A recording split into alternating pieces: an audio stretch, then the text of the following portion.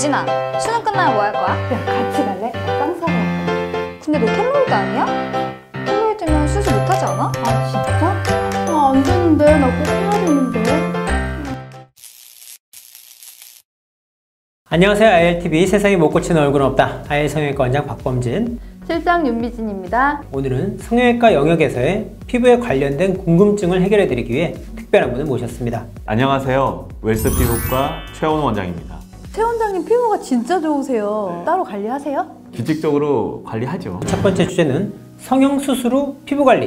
코, 피지 약간 어떻게 해야 되냐고. 코피지 관리를 규칙적으로 해주시는 게 모공이 넓어지지 않는 것에 대한 예방책이 될 수 있지 않겠는가. 피지 관리라면 코팩 같은 걸 말씀하시는 건가요? 아니에요. 코팩은 물리적으로 피지를 붙여서 떼어내는 장치거든요. 그렇죠. 압력이 잘못 걸리면 사실 모공이 찢어지면서 넓어져요. 그래서 그 모공에 박힌 피지를 살살 녹이는 약물이 있어요.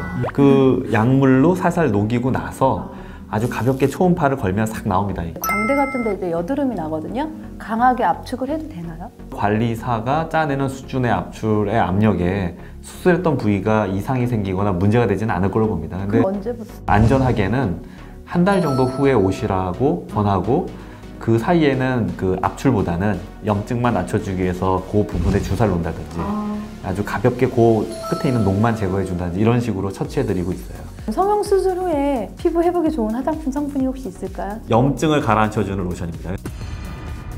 수로 테이핑 띄고 나서 이제 붉은 자국들에 염증을 낮출 때 사용할 수 있어요.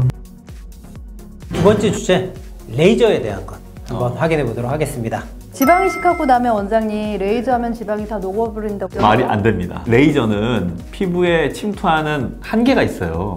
지방층까지 들어가는 레이저는 거의 없습니다. 뭔가 플레이트가 있는 경우에 혹시 맞아요. 이제 레이저에 되느냐. 대표적으로 써마지 이런 것들 할 때 나 티타늄으로 이게 플레이트 있는데 어떻게 해야 되나 걱정하는 분들 많은데요. 말씀하셨듯이 절연장치이기 때문에 문제가 없다. 저희가 수술하고 나서 붓기 레이저 해드리거든요. 효과 있나요? 수술 후에 적용하는 LED 등은 그 부분의 혈류를 개선시켜 줌으로써 상처가 낫는 시간을 짧게 해주는 효과는 확립되어 있다. 그건 명확합니다. 그렇죠? 세 번째 주제, 이런 피부도 성형수술 가능한가요? 아토피 피부염이나 켈로이드성 피부도 수술이 가능한지. 아토피 피부염이라면 증상 자체가 매우 심각한 상태, 막 하얀 비늘처럼 막 있다든지 매우 피부가 두꺼워져 있다면 증상이 완화될 때까지 기다리기를 권해드리는 편이고요. 아토피가 있다 하더라도 조절이 잘 되고 좀 부드러운 상태라면 그냥 수술을 진행합니다. 켈로이드는 실제로 그 사람의 팔다리에 켈로이드가 생긴다고 하더라도 얼굴에 켈로이드가 생길지에 대해서 연관이 있지는 않습니다. 특히 이제 수능 끝나고 쌍꺼풀 하시러 오시는 분들 보면 또 여드름 약 드시고 계신 분들이 많아요. 수술을 하기 어려운 약이 있다든지 이런 부분들 말씀. 그 여드름 약 중에 피지 분비 억제하는 로아큐타는 약이 있어요. 그 약을 만약 복용하고 있다면 약을 좀 중단하게 하고 수술하는 건 필요하죠. 상처 회복에 좀 장애가 있거나 흉터가 남는다든지 이런 문제가 생길 가능성이 있습니다. 그렇죠. 평상시에 피부 관리에 대한 질의응답 시간을 가져보도록 하겠습니다. 여드름은 어떻게 관리해야 될까요? 그러니까 여드름은 크게 둘로 구분하는 거예요. 염증이 심한 여드름과 좁쌀 여드름 구분이 되죠. 그래서 염증이 심한 여드름은 항생제나 약을 먹으면서 치료하는 게 가장 기본이 되겠고, 좁쌀 여드름은 그 좁쌀을 놔두면 거기서부터 염증이 생길 수가 있어요. 그러니까 가급적 안전하게 짜내고 관리받는 게 좋죠. 모공이 늘어지면 예방하는 방법이 혹시 있나요? 없습니다. 왜 늘어나는 거예요? 두 가지 이유가 있죠. 하나는 피부가 늙어서 늘어나는 경우가 있겠죠, 당연히. 그 다음에 두 번째는 물리적인 압력이 있어요. 피지 분비량이 급격히 늘어나면 모공이 쭉 넓어지겠죠. 하지만 우리가 이것을 예방할 수 있느냐? 예방하는 방법은 없습니다. 이미 늘어난 모공을 그러면 좁힐 수 있느냐? 그건 방법이 있어요.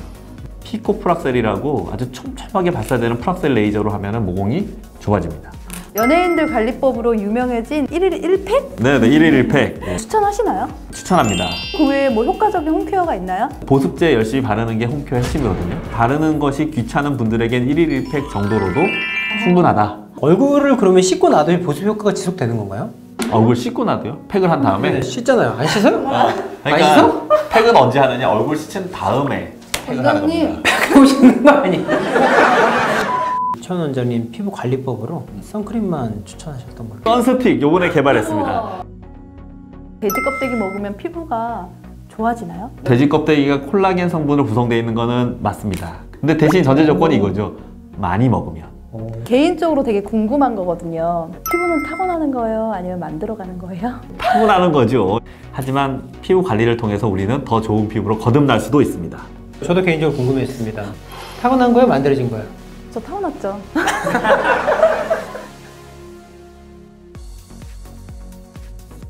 무기증이 있는 사람들은 성형수술 받으면 더 심해지나요? 성형수술을 받게 되면 약간의 붓기가 더 있을 가능성은 있습니다. 하지만 이제 수술을 못 받는 건 아니고요. 이후에 이러한 증상을 좀 줄여주기 위해서 항히스타민제를 같이 처방하게 됩니다.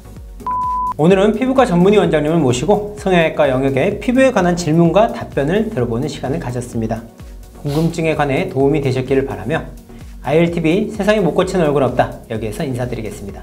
지금까지 IL 성형외과 원장 박범진, 실장 윤미진, 피부과 원장 최원우였습니다. 좋아요. 구독하기 눌러주세요.